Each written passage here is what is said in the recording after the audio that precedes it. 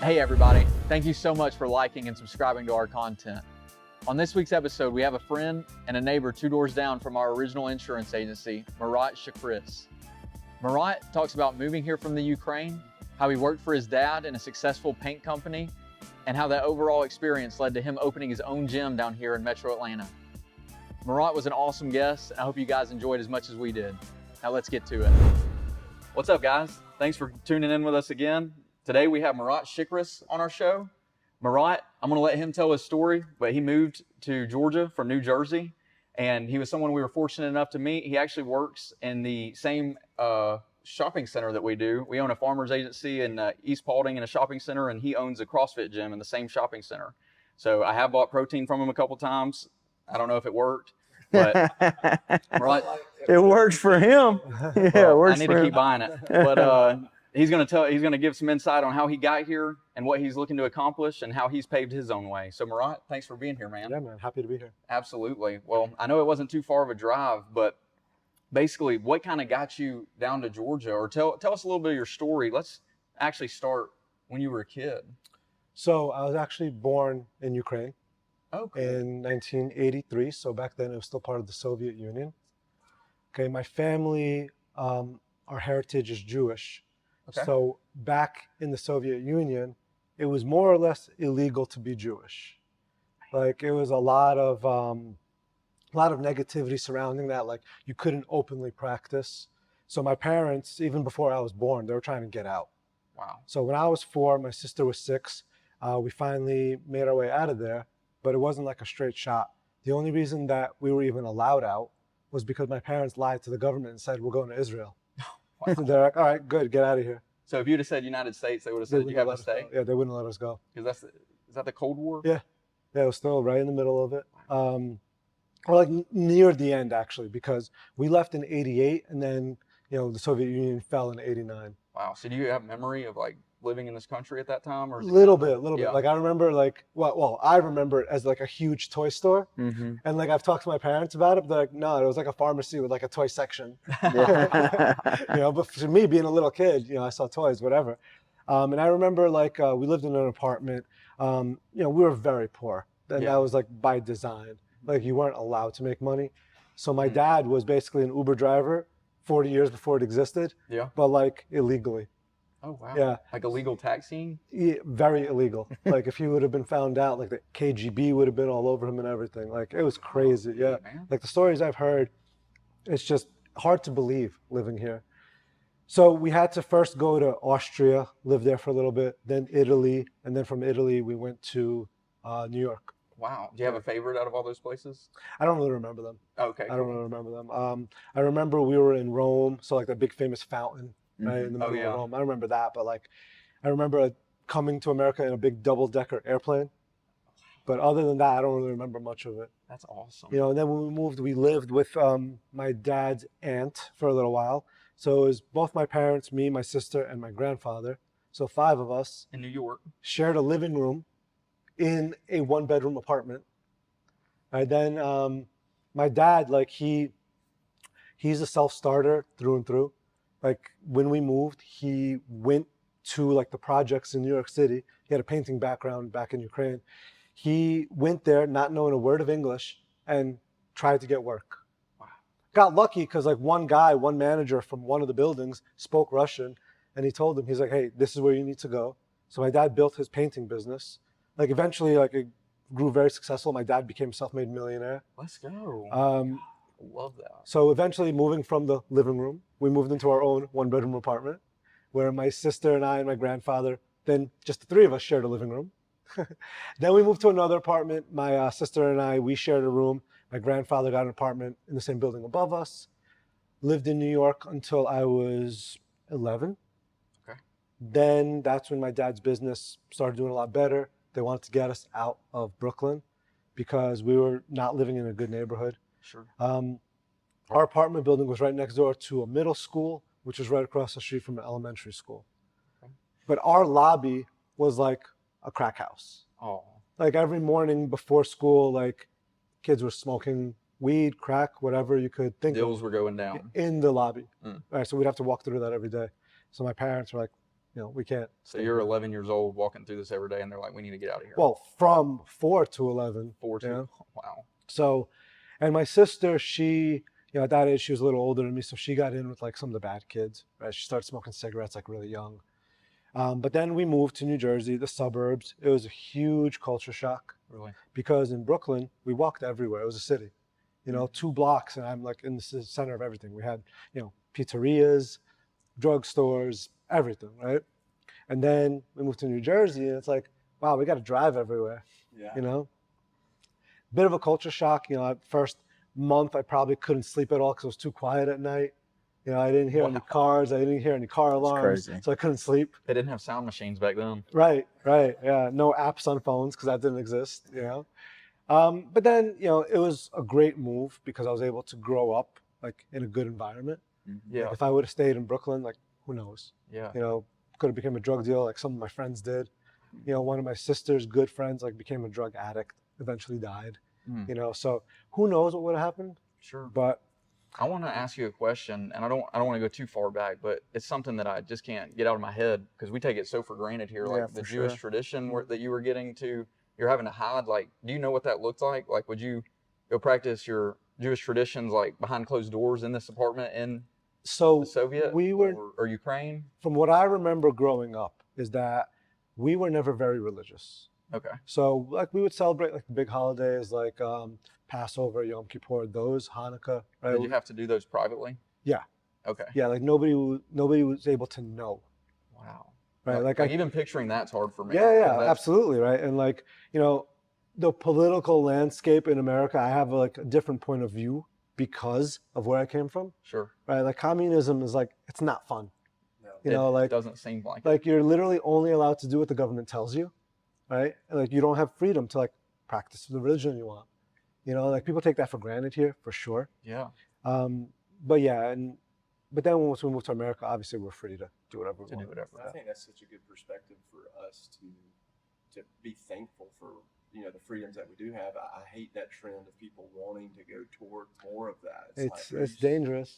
Yeah, it's dangerous because you don't once realize what you're wishing for. Because once you go there, it's very hard to come back. Yeah. And you have to lie and say you're going to Israel exactly. to go on vacation. Did you speak English when you got here, or did you have to completely learn English? No, How was that? So I was 4, so right, even my Russian wasn't that great. Yeah.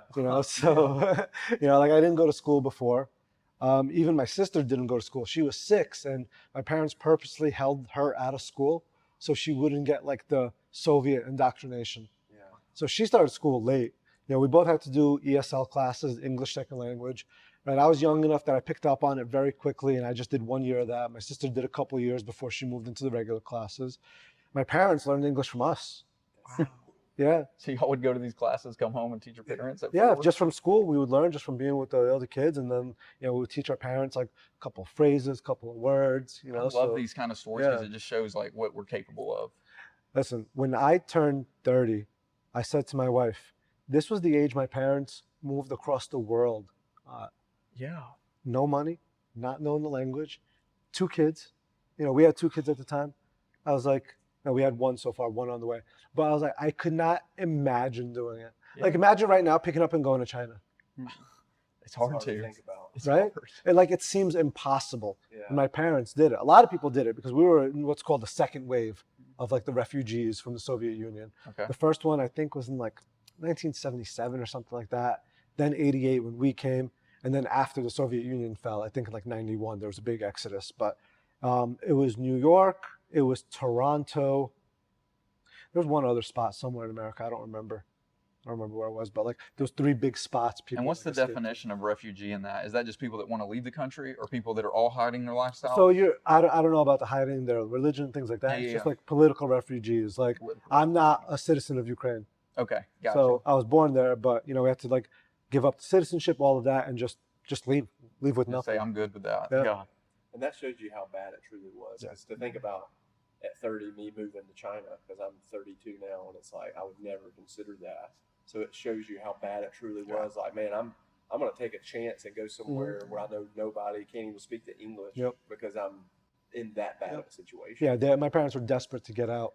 And back then, I don't know about now, but when you turned 18, all boys went to the military, right? And because it was like during the Cold War and like you never knew, they didn't want me going to the military and possibly dying for the country. Exactly. Wow. So they had to, Yeah. A dumb country. yeah. So yeah, a country that my parents didn't want to be in. Exactly. So they got us out. Man, so your dad, you kind of touched on him having that hustle mindset. We talked about it, I think, on the last episode about that that immigrant mindset of just like that work ethic.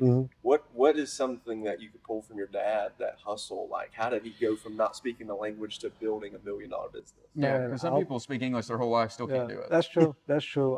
It does absolutely take a certain person. Like one of my best friends, like he always tells me he admires me because of what I'm doing. But I'm honest with him. I'm telling him, I'm like, listen, I'd make more money working at Starbucks right now, but this is just setting myself up for the future, hopefully. Right? But he's like, I can't even imagine that. You know, he has a 9-to-5 job that he hates, but like he can't imagine doing anything else. And the flip side of that is you can't imagine waking up every day 9 I to did 5 that. and hating it. I did that. I did that for a long time. Like it wasn't for me. I had to figure something out on my own. And going to my dad, I don't know. He's always had that. I don't know. He's always worked for himself. It took me a long time to figure that out, to find that part in me because, you know, when I was younger, I didn't know we were poor. Like my parents did a great job of like, first of all, not harping on that we didn't have money, but like I had no idea. It wasn't until I was older that I knew. I was like, wow, we were really poor. You know, like we didn't have anything. I didn't have that growing up. Like from when I could remember, especially when we moved to New Jersey, like we had it good. You know, my parents had money. We were able to go on vacations. We had a nice house, lived in a nice town. You know, when I was 17, I got a brand new car, right? Things like that, you know, I realize now that I took for granted when I was younger, but like there was no point in my youth, teens, early 20s where I was like, wow, I got to do something to figure it out. Like I had a big safety net and it took me, myself to be like, all right, I need to get rid of this and try to do something on my own. Man, and that perspective's deep too, because we always talk about, like we hear that, you know, after you make a certain amount, it's actually harder to raise your kids because they get so used to having everything. Right. How did you break through yeah, that? when you're successful, like it's not a secret, like your kids are soft. Yeah. You know, like the rougher the upbringing, the hardened the kids are for life, the more likely they can do something entrepreneurial, successful, right? I don't know. I had odds and ends jobs. Like in my 20s, I was a stockbroker. I worked on Wall Street. No way. That sucked. It did. Yeah, that It was. wasn't like the movie Pursuit of Happiness. Well, the struggle was. The struggle. The struggle was like when he was interning, doing all that. That was very similar. Did you see the movie Wolf of Wall Street? Oh, absolutely. So I worked for a couple of guys who worked for Jordan Belfort. No way. Smoke. Yeah. So when I saw the movie and they were going through their script, right? This is supposed to be like exaggerated for Hollywood. I was like, I've said that. Yeah. You know, I've had that script. I've read that script to these millionaires on the phone that didn't want to speak to me. Right? What's that called? The short line system, something like that. Straight line. Straight line. Sales Straight line. method. Yeah. For me, it didn't work. Like I couldn't. I don't know. Like I had the personality. People always said, "Oh, you'd be great in sales," but it just didn't work out that way for me. Yeah. I just didn't like trying to take money from these people because I knew in the back of my mind, like I was working for guys who weren't really investment bankers, right? Investment banking, hedge funds, things like that. It's different than just like your cold calling stockbroker. Like the whole churn and burn, that was still very much still alive. That was around 2006, 2007, and then the market crashed in 2008, and nobody was making money. So I had to kind of shift and do something else. I went to work for E-Trade for a little bit, and then our office was the most expensive office E-Trade had. We were in Jersey City, New Jersey. I could see New York City from my window. We were on the water, beautiful building, ping pong table in the lobby, right? Very lush environment. Cost the company a ton of money. So they're like, we're shutting your office down. And it's funny because they actually offered us transfer to Alpharetta. Wow. So back in 2008, I almost moved to Georgia. It's random. It is. It's very random. And like back then, Alpharetta wasn't what it is now. Like they had these brand new 2-bedroom luxury apartments for like $500 a month. Yeah, can't find that now. No. Yeah, Alpharetta's like the place to be now, but back then it was just starting to get built up. I just started dating my girlfriend back then, my now wife, and like we hit it off extremely hard very quickly, and she was willing to move with me. Oh, wow. You know, like we were together like a month or two, and she's like, if you want to do this, I'll move with you. Decided not to. Then I started working for my dad, which was a very interesting experience. Have any of you ever worked for a family? Somewhat. Yeah, Somewhat. same In a here. But capacity. it's funny because the guy that we had on our last podcast, he owns a family business, and he was talking about his sons. He had to put each of his sons where they could succeed because he's got 3 businesses, and each son runs a business. But he was just talking about how it's so hard to work for your family. And Frankie also said, you know, working with his dad was tough. So my dad in general is not an easy person to get along with. When you think alpha, he's like alpha of the alpha. Everything has to be his way. Yeah. Which is probably why he was very successful in business, right? Like eventually when I started working for him and became like higher up in the company, everybody preferred speaking to me. But because he was just so hard on everybody, he was very demanding of everybody. But I started off as a painter's assistant, right? In the New York City housing projects. So all those projects that like Jay-Z, Nas rap about, I was working. Yeah. Okay. And like, you see me, I don't exactly fit in, you know, but you know, at that time I had tattoos, had some muscle, so nobody really bothered me, which was nice. But my first day on the job, we're walking from the paint shop to whatever apartment we're painting, and there's a crew cleaning up a giant splatter of blood on the sidewalk because there was a murder the night before. Wow. Day one, right? Welcome. Yeah, yeah. And like my dad, he was there to like introduce me to the other painters and bring me along, whatever. And like they're all like nothing. Yeah. Like they're used to it, It's you a know? normal day. Yeah. In the office. Yeah. So I was a painter's assistant for a while, and that was brutal. You know, me and my mindset, because I was still of that mindset of like, I'm good, you know? I'm good, I'm taken care of.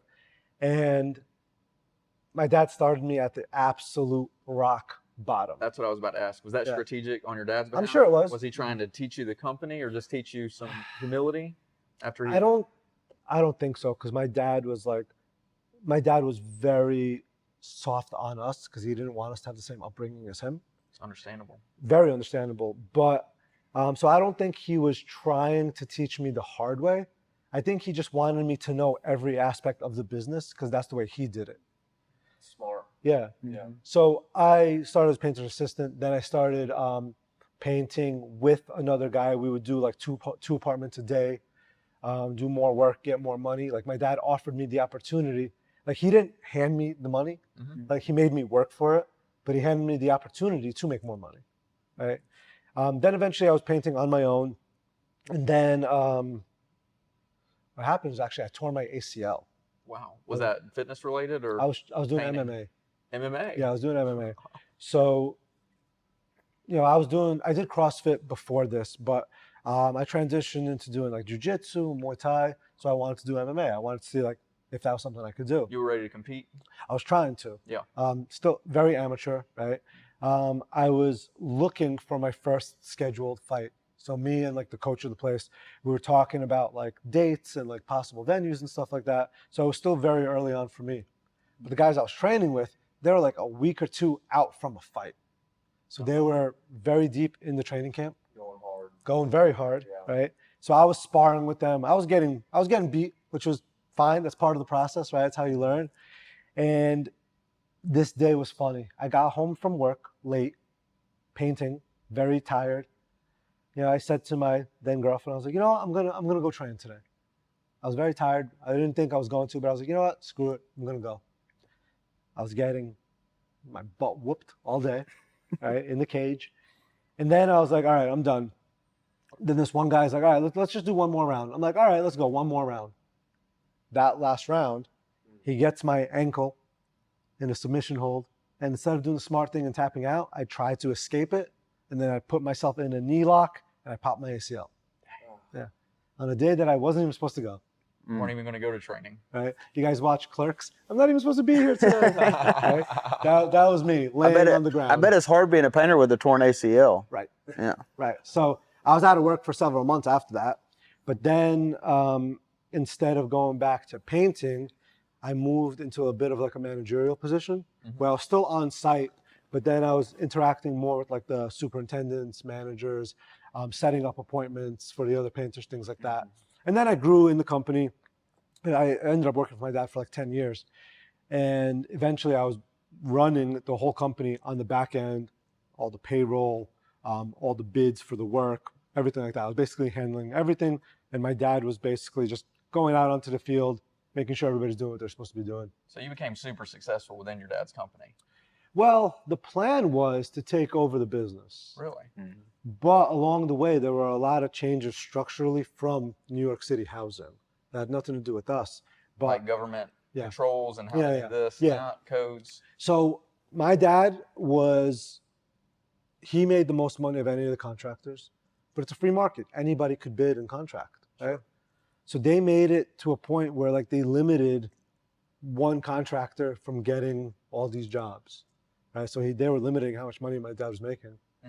And that continued, different processes, until eventually there wasn't really a company to take over anymore. You know, so it wasn't doing as well.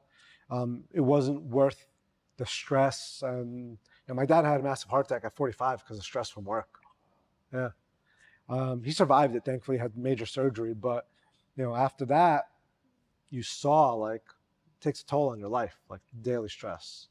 So there wasn't really a company to take over. And this all coincided with COVID, all the lockdowns.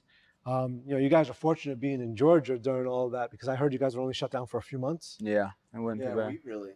We didn't shut down much at all. Yeah, my wife's brother lives here, so we heard about it. Yeah. Like, oh yeah, no big deal, no big deal. Yeah, the city definitely shut down for a little while, but I think we took In off New Jersey, because we had COVID. Yeah, okay.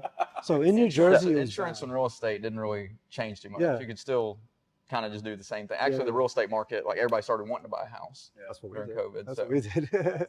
Yeah. I mean, it was real bad in New Jersey, like Northeast. The lockdowns were real bad. Lockdowns were real bad. The policies were real bad. Oh yeah, you couldn't even like drive your car, could you? You could. And okay. That part I enjoyed, driving everywhere with no traffic. That was very nice. I was like, everybody, hey, stay home. Yeah. But I mean, it was bad, and it got really bad for our kids. Like as adults, like you could eat a lot of crow, right? You could take a lot as adults, but when it starts affecting your children, like you want to do something about it. Sure. When my kids, when they finally reopened school, which was probably a year after like the initial lockdown, they had to wear masks all the time. In the dead of winter, they had the windows open. Like New Jersey winter, it gets into like the single digits sometimes. Yeah.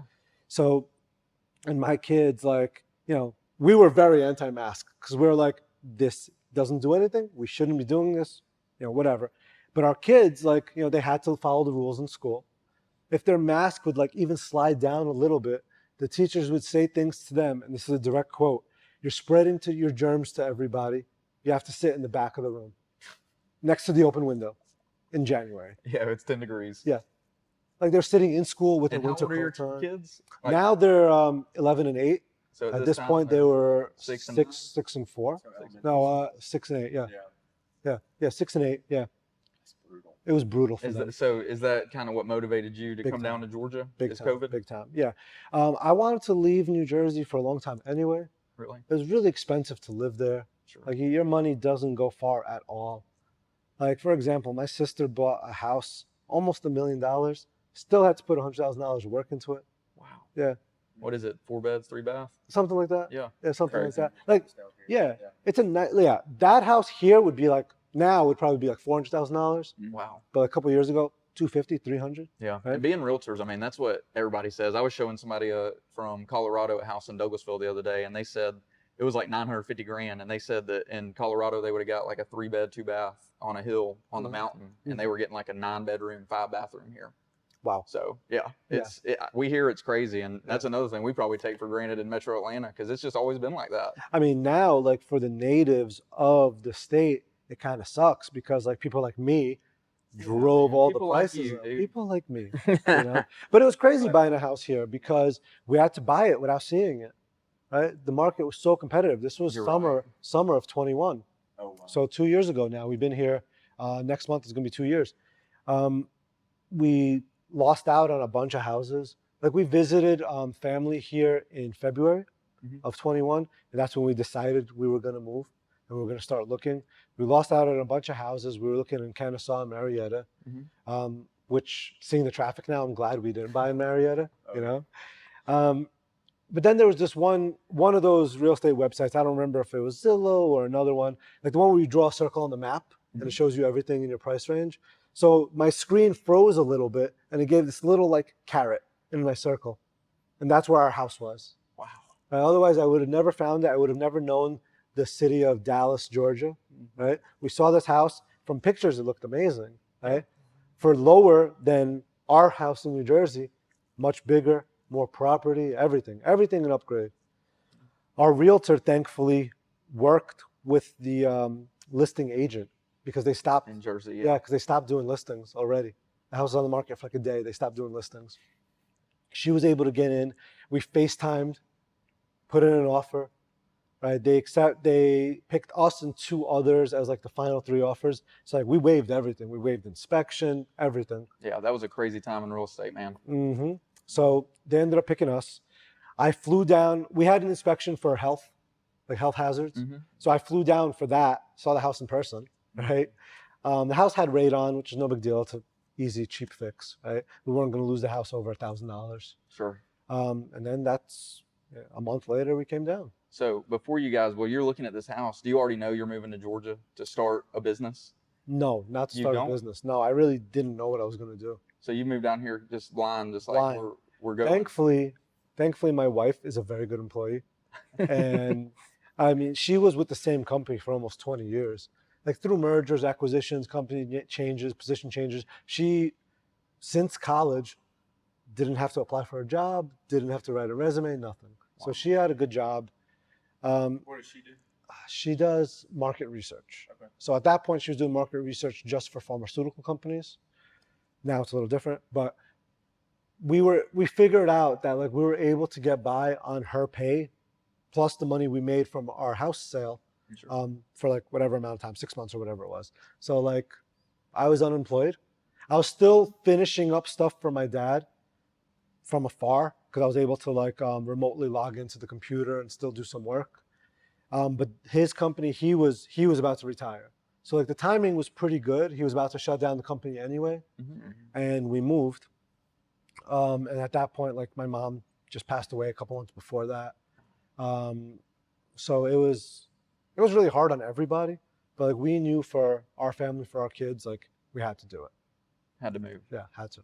And it was mainly because of the COVID restrictions.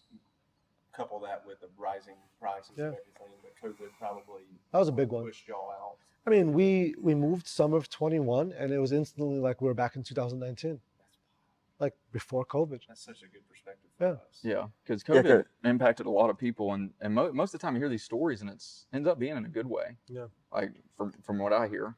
Yeah, we got frustrated because we thought we had it bad. You know, oh man, they sent us home for a couple months. But then you look at somewhere like New Jersey where you were a year messed up, and it's probably still not 100% back to normal.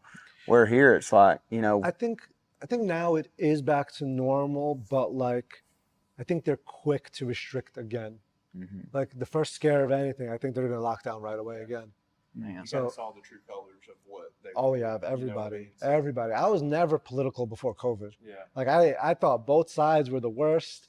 You know, I wasn't team red, I wasn't team blue. I was team in the middle because I didn't like them both. Yeah. But then a lot started coming out, and like that changed a lot of people's perspective. Absolutely. A lot of people. So, one funny story about COVID before we take a break is, so I basically started feeling weird, and I went to work one day at like 12 p.m. I was like, hey, it was the morning. I was like, hey, I feel kind of weird. I'm going to stay home a little bit. And at 12 p.m. I went to work, and I was like, man, COVID doesn't exist. Yeah. This is fake. Everybody's just telling us this. And the next day I went to the doctor. I had COVID. And then the next day I gave every single person that worked for us COVID. Brent got it. Rob got it. 3 of our employees What was got funny too is I was like, man, did you not feel weird? He's like, well, I hadn't been able to smell or taste for a couple of days, but I didn't think nothing Okay. about it. I'm like, So all okay, right, cool, man, so thanks. With that, my wife and I were like, it's just the flu. This is Yeah. a made-up thing, right? Yeah. It's nothing. And we were like, we're healthy. We work out. We eat healthy. We'll be fine, even if we do get it. Yeah. So we got it at the same time. It knocked us out. with kids. Yeah, it was like a very severe flu. Mhm. That was the symptoms. And like my wife got tested and it was positive. I never got tested. Yeah. But we still just thought it's just the flu. It's just the flu. It's really bad, but it's just the flu until we both lost our smell and taste. Mm-hmm. But yeah, with kids, we were taking turns getting up out of bed and feeding them like Cheez-Its Yeah. for like a week. Dang, dude, that's It was so bad. One of the times I got it, It still tastes weird. I yeah, still it can't changes smell the taste. those things. Yeah. One of the times I got it, the first time when he gave it to all of us, it was a headache, and that was it. And then the second time I got it, like you said, I was in the bed for like 4 days. Yep. Felt terrible. Well, our video's not going to get any traction out because we mentioned COVID so much, but Right. yeah, good time to take a break. Yeah. Real quick, guys, this is Rob with the Wheeling Agency. I just wanted to reach out to y'all. We've been in business a little over 3 years here in Paulding County. We take pride in serving our community, so next time you're in the need for some insurance, give us a call and reach out. Now get back to the show. So, man, you move here from New Jersey and you end up in Dallas, Georgia, Yep. and you have this 6-month period where your wife, she's being super supportive. Mhm. I'm sure, actually, you can iterate on that a little bit too. Like, what's it like, as a man? Do you feel like, man, I need to hurry up and get something done? Like, how did that feel those 6 months leading up to, starting your business? So, like I said, from the sale of our house, we had a little bit of money, so we had a little bit of cushion. Sure. Right. But yeah, I didn't know what I was going to do, but like as soon as we moved, like 2 weeks later, school started, right? So we were busy like every morning getting kids ready for school and whatever. I have a supplement business, which I started in 2019. When COVID hit, that took a big hit because like all the gyms were closed, Yeah. right? Countrywide, the gyms were closed. Who's going to want supplements, right? So that took a big hit. So I was still trying to grow that. When we were moving, I actually drove down twice. The first time I rented a truck and I moved all of my garage gym equipment because I had a full setup in my garage and my entire inventory of supplements. Overloaded the truck. Every time I made a right turn, you heard. So got to the house, unloaded that, then flew back.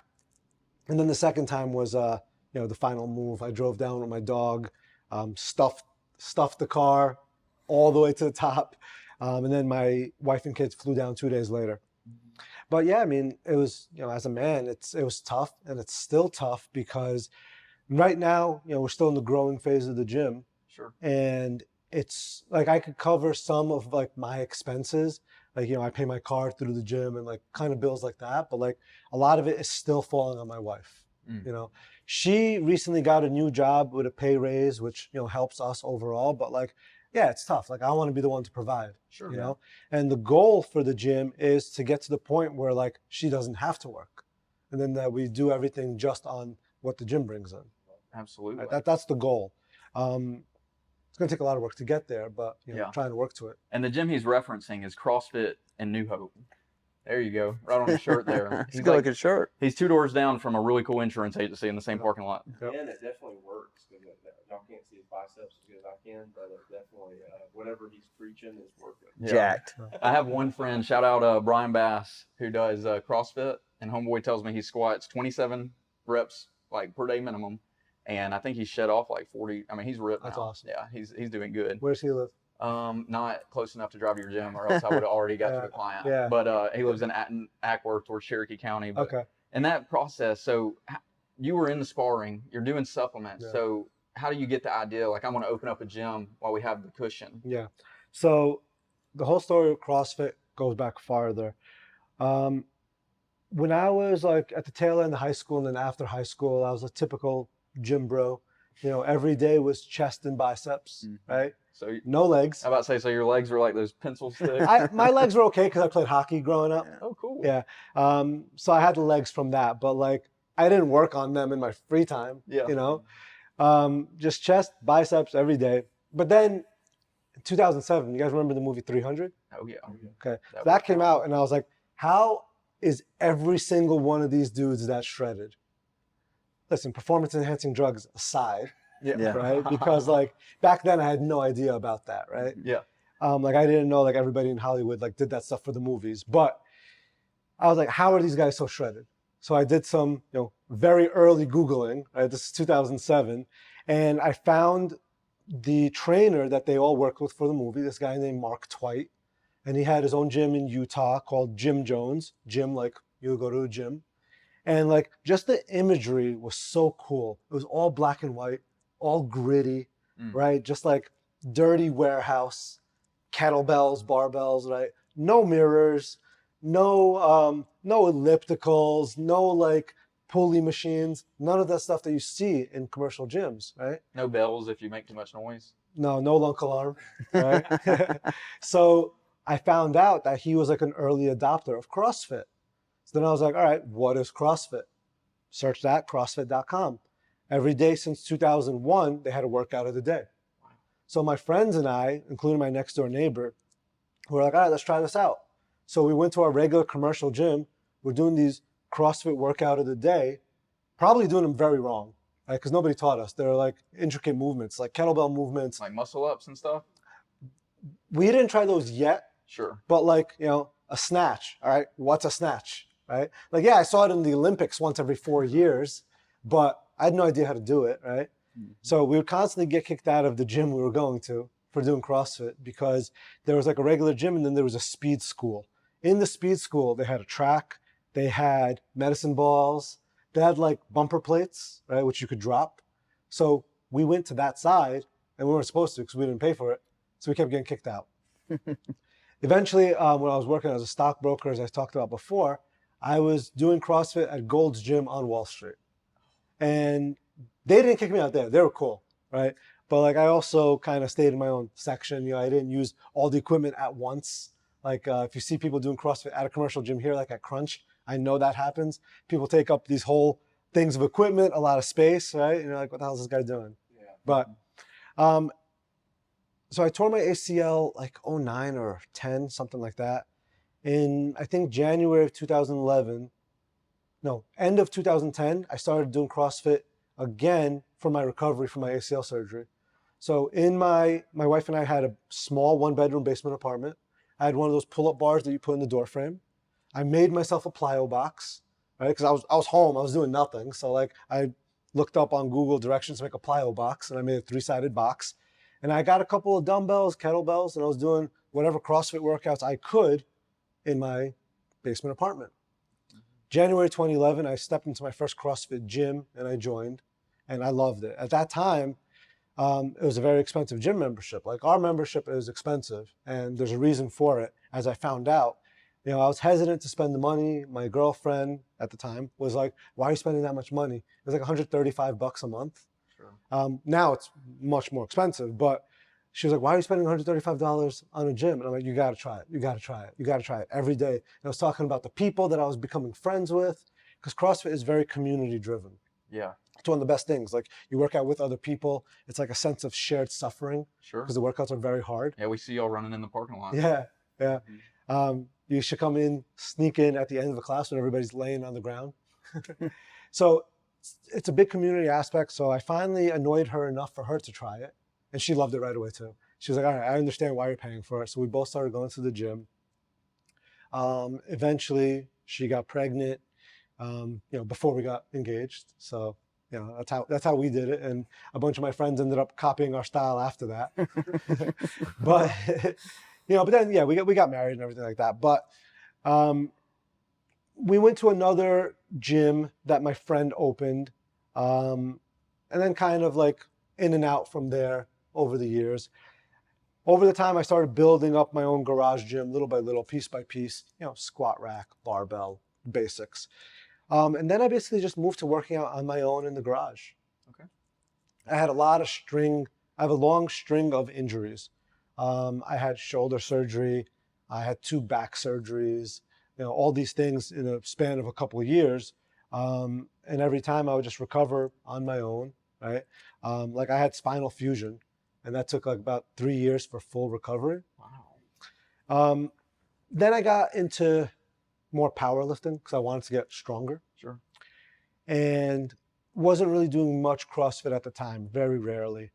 But then one time I was at the park with my kids, and my son was like 3 or 4 at the time, and I was chasing him, and like I got out of breath instantly.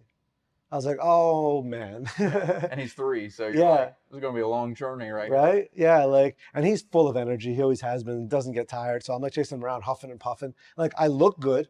I look like I'm in shape, but I couldn't move. And I was like, all right, I need to go back to CrossFit. So that day I did a CrossFit workout, right? It was the summer. So we had like a small like pop-up pool in the backyard. I did the workout, stripped down to my underwear in my driveway, dove into the pool. It was bad. But from then I went back to CrossFit, just doing it a couple days a week and then more and more. My wife was a member at a gym that she loved. She was there for 5 years by the time we moved. And it's funny because like she didn't want me going there at first because that was her gym, her friends. And it was fine. It was her thing. And I respected that for a while. But then I was like, you know, listen, I've been doing CrossFit on my own. I want to get back into the gym, do it with people, right? So then I would go to her gym once a week and twice a week. And then eventually I was going every day, right? Okay. Her name is Stephanie. So for the first little while, everybody knew me as Steph's husband. And then after a few months, they learned my name. But in the meanwhile, throughout all of that, like I was training my friends in my garage. So cool story. One guy that I became friends with because our kids did an activity together. He's a writer for the NHL. Oh, cool. And he lost a bunch of weight and he got really strong.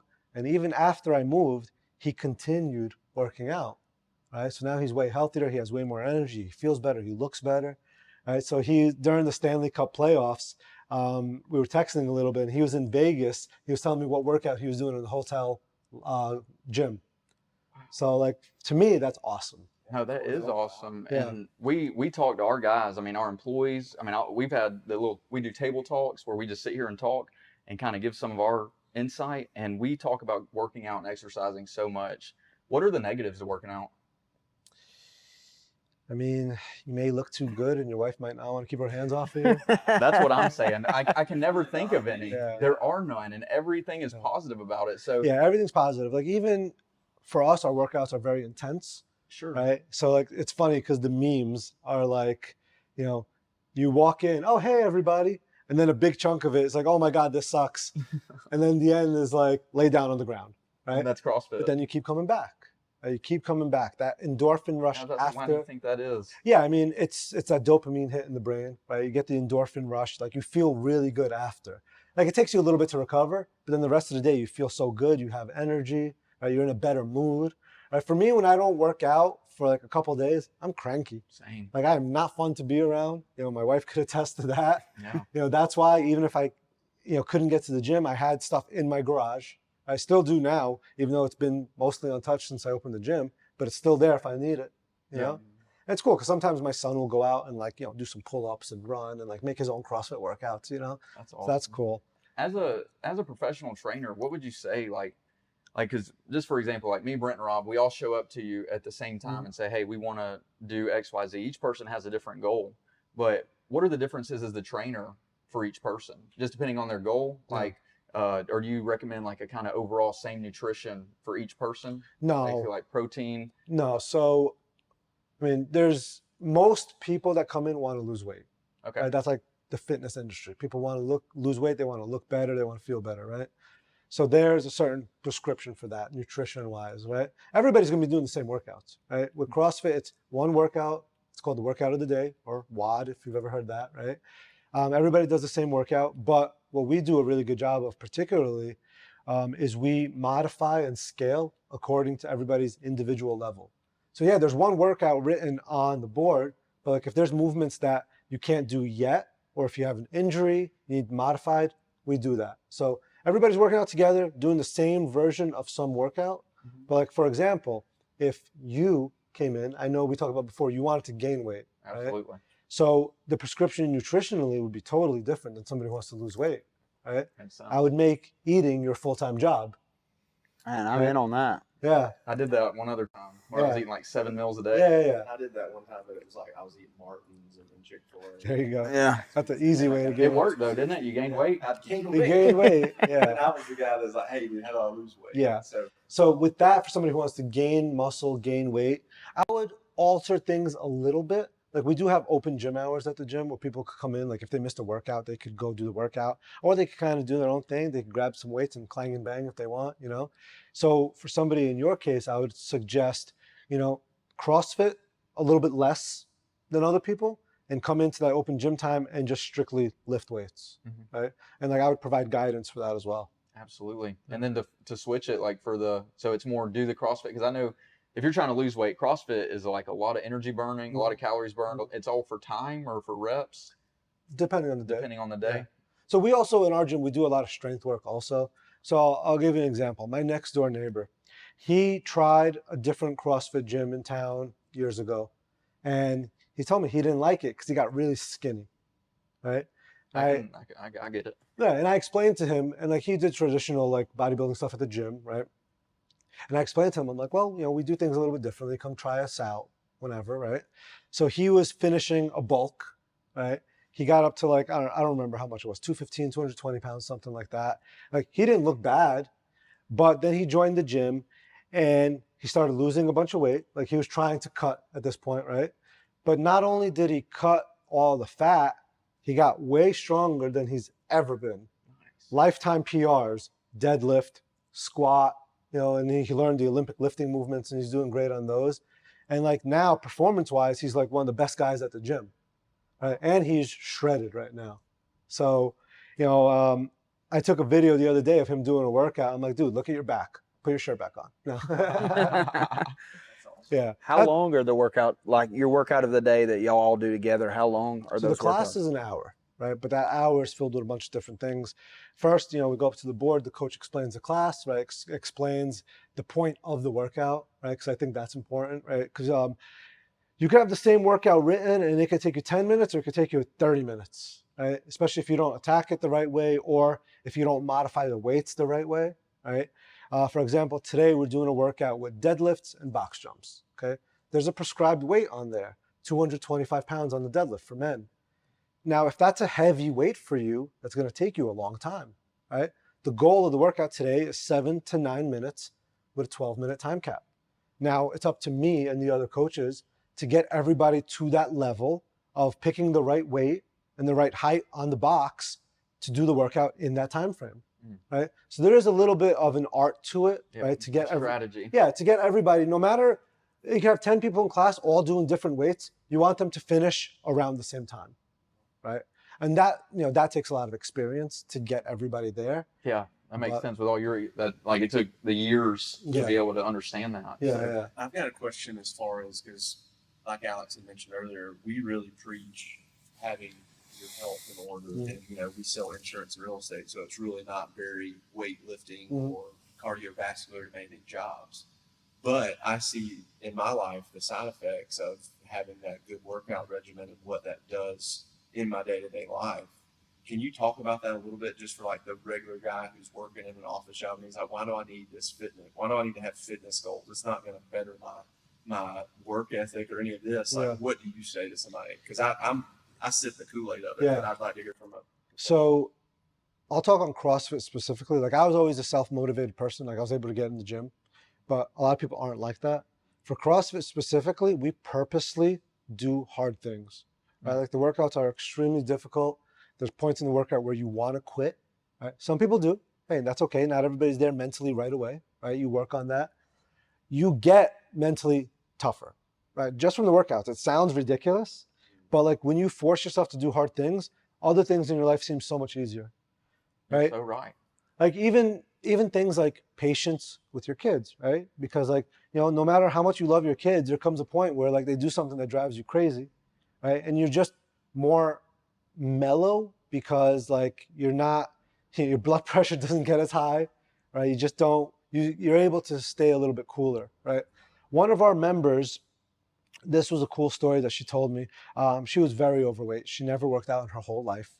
Wow. She came to us and we started her like very, very slowly, very basic, right? And built her up over time. She came in one time and she said, you know, the other day I didn't realize it. I walked up the stairs with my laundry basket without having to stop. So she would always have to stop on the stairs, put her laundry basket down, catch her breath, and then she didn't have to anymore. Man. For me, that's a bigger win than somebody deadlifting 315 pounds. Yeah, You know? absolutely. I like seeing both, right? Everybody has different goals. But her quality of life is improving dramatically. Exactly. The quality of life thing, that is such a huge part of working out. That like, that's why I think, like, even if everybody doesn't do CrossFit, that's fine. Everybody should be doing some kind of physical training, some kind of lifting weights, and because it just makes your life better. It really does. And pair that too. First off, shout out to her, because whoever never worked out a day in their life and shows up to do CrossFit, Right. they're a brave woman Yeah, or man, yeah. whoever you are. Yeah, That's for amazing. sure. But partner that too, because for me, one of my biggest things is diet. Like, I feel like there is a different Alex Davis sitting in front of you if I eat like crap for 2 days versus if I eat the way I normally do. Yeah. So partner that with nutrition, like, because some people think that, you know, if I work out, I need to have these results, but like, how is the nutrition more important? So a big thing with CrossFit, it's like the hierarchy of importance. Working out is not at the base of the pyramid. Nutrition is. Nutrition. Yeah. So even though CrossFit is a workout program, a workout regimen and methodology, the most important thing is the nutrition. And on that definition of nutrition, does that mean like eat your fruits and vegetables? Does that mean Yeah, think about protein and macros and stuff like that? So CrossFit, know you it know, they have this thing that's pretty famous. It's called Fitness in 100 Words. And it's a very concise thing. And actually, if you go on YouTube, you see a lot of these like fitness influencers like trying to tear it apart. Now, even though this thing's been around for 20 years, right? It starts with eat meats and vegetables, nuts and seeds, some fruit, little starch, no sugar. No sugar. Right, that's the gist of it. And what that means is no added sugar, right? Obviously, if you're eating fruit, you have sugar, right? But if you just follow that nutritionally wise, you're so much further ahead of everybody else in the country, right? Really? Yeah, meat and vegetables, right? Nuts and seeds, some fruit, little starch, no sugar, right? Think about how much sugar we eat on a daily basis. Dude, sometimes it's Saturday and I'm like, whoops. I accidentally drank like half a Coke and had something I didn't even mean to because I went somewhere or something. Yeah, and that's not to say you can't have that stuff sometimes. Sure, right? There's a discipline to all of yeah, it. of course. Like, and for me, like I have a big sweet tooth, and people know I'll crush any dessert you'll put in front of me, like no matter how much it is, right? Right. And it's not over when I'm full. It's over when I hate myself. Right? That's what I always say. But now I am trying to like consciously cut the added sugar. Right? I've been doing it for a few days now, and like we had a surprise 40th birthday party for my wife the other day, and like there were a bunch of desserts. And like, listen, I put one of everything on my plate. I barely ate it because just being a couple days without sugar, I was like, my God, this is too sweet. Yeah. So, but the problem is like the day or two before, all I was thinking about was sugar. Mm-hmm. So it's highly addictive. Yeah, we're addicted to it. Yeah, as a yeah, for society. sure. I think you can see it, man. We went on vacation recently to Panama City, and it's like sad almost of the amount of people who are just like living life obese. Like I think our country is probably per capita the worst as far as obesity By far. And it's sad to me because so many, and I dealt with it, you know, personally. I got my health slipped and I got obese. You know, I was a hefty kid there for a little bit. Yeah. And I drastically changed my diet and lost a bunch of weight. And I think something you said earlier really stood out to me, the energy. The energy was the biggest thing for me that I got from it. It was almost like I was taking meth or something. I had so much energy. Yeah.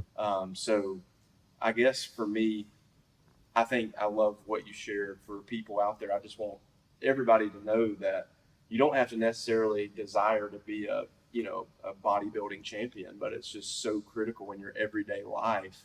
If you make health your priority, I think everything kind of falls into place. Yeah, I mean, like if you're a little bit overweight, it's amazing what losing 10, 20 pounds does to you.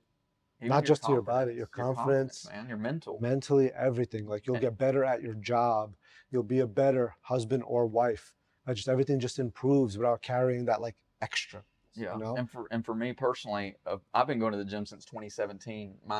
There was about 10 months I took off because COVID. The gyms you just couldn't go, and then that led to just a little period of not going. But mentally, like how you feel mentally, it's the first 60 days really suck. like getting up, making it happen, hurting, things Especially like if that. you go early. Yeah. Oh yeah. Because we go at 7 and 8 a.m. Yeah. sometimes 6. But the first 60 days suck, and then after that, you realize that you cannot function the same way you can if you're working out or if you're doing something physical. Yeah. Even if it's just like wake up, 30-minute walk, your hamstrings just moved before you like got to work or did whatever. So what led me to opening the gym was a little bit of like family stuff. Like years ago, I was like, oh, it'd be awesome to own a CrossFit gym just because it seemed cool. Yeah. Right? Like I thought, and this is what a lot of people think, like you own a gym, you must work out all day long. I'm lucky if I get an hour a day to work out. Really? Yeah, because there's always so much to do. Like, first of all, I keep the gym incredibly clean. Yes. So after the classes, I'm vacuuming, I'm mopping, I'm organizing, everything. You use a kettlebell while you do that? Yeah, on my back. Yeah. Throw on the weight vest. Right? Yeah. But like my family, they're not like me. I was kind of like the black sheep of the family. You know, my mom was obese. My sister's been struggling with weight her whole life. My dad's got this big old belly, right? He's, so my family hasn't been the healthiest. And I wasn't able to help my mom. She was in really bad health. Like she had a botched spinal fusion. So like movement even hurt. But like, I would always try to get her to at least walk. Years ago, like I tried training her and my dad in the garage. Wow. They just weren't having it, right? So like I failed with them, and like I feel like a part of me like failed my mom, because when she got sick during COVID, like that was the end for her. Like she went to the hospital because of COVID, but then all these other things started happening to her while she was in the hospital that eventually she didn't make it. So for me, I wanted to like try to help as many people as I could avoid that same fate. Yeah. So when the reason why we opened the gym, like it was never the plan, but we moved, and and like I don't want to talk badly about any other business, any other gym, okay? There was a CrossFit gym right outside our community. We were planning on both joining that gym because it was so close. My wife tried it, she didn't like it. Right? The gym we came from in New Jersey, shout out Gorilla Fitness, because they are amazing. They're like the top of the top in terms of CrossFit gyms. Everything you can think of. Coaching, amazing. Community, amazing. Space, amazing. Everything was top notch there. This gym we went to was not. Right? And that's the big difference with CrossFit gyms. Like they're all independently owned. I know a lot of people don't know that. They see CrossFit and they think they're all the same. That couldn't be further from the truth. The good thing that CrossFit does is they believe in free enterprise. So if you open a CrossFit gym and you're not good, you're not going to survive. Okay. Right? So the good ones At do business survive. and at work and at CrossFit. Yeah.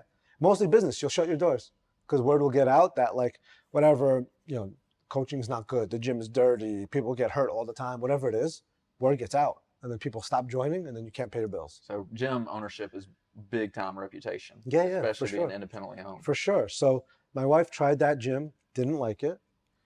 She gave it another shot, tried it with a different coach, right? Because there's several coaches at the gyms. Still didn't like it. It was just under par from what her expectations were. And then I said to her, what if we open a gym? And that's kind of where it started. So, I talked to the owner of our previous gym, and like, he's awesome. And like, we were there long enough that like we became friends. Like I do consider him a friend, so I could ask him things. Like I asked him very personal financial information, and he was an open book. He told me everything that went into it, all the costs, everything, right? How much they pay their coaches, how much insurance costs, everything, right? He was an open book, which was so helpful. So that helped me kind of budget for the gym, right? We took out a cash out refinance against the house. That's how we got the money for the gym. So then, I started looking for spaces. Right? I came up with my business plan because anywhere I wanted to rent, they needed a business plan. Sure. And I'm sure you guys know, things don't go according to the business plan. No. I wish the plan would work. Right? Oh man, if the plan worked, You guys. yeah. But I was working with a realtor, one that like our home realtor recommended, that he did commercial, and like he was just not showing me anything, right? Like he showed me some stuff out in like Kennesaw and like on I guess it's 41 Cobb Parkway. It's 41, right? He showed me stuff there, which was like pretty far from where I live, right? Like at least 20 minutes. So, and I kept seeing these signs all over Dallas. I'm sure you guys see them, Deborah Seaver, right? So then I just called the number. I said, hey, I'm looking to open a gym. Do you have anything? And then she showed me the space right next to you guys, right? It was 3 storefronts, and I wish I could have gotten all 3. I just couldn't afford it because the rent, like even still, I still feel like I'm paying a lot for the rent. We know. Yeah. We know. Yeah. We know. Yeah. So, but then that third space is still open, right? The one directly between us and you guys. It's still open. And I would love to take it because I want to expand. I want to, like, we don't have showers in the gym and people ask for showers. So, you know, the goal eventually is to get that space, put in showers, put in a proper office, because I just have a front desk, right? And that kind of takes away from the gym space. So I want to put in an office, put in a room for kids, put in showers, expand the actual gym spot. But man, like, they want a lot. Yeah. Well, dude, we have no doubt that you're going to succeed there with the business ethics you learned from your father, and then the passion you have to help people from what you went through with your mom, man. We're rooting for you. Thank you. And you're going to succeed. Appreciate it. So, but dude, we appreciate you being on our show today, Thanks, Marat. man. Thanks, Good time. brother. Thank you. Thank you so much. Good stuff, man. Thanks, man. That was freaking awesome. Thanks, dude. Yeah, great story. Thank you, guys.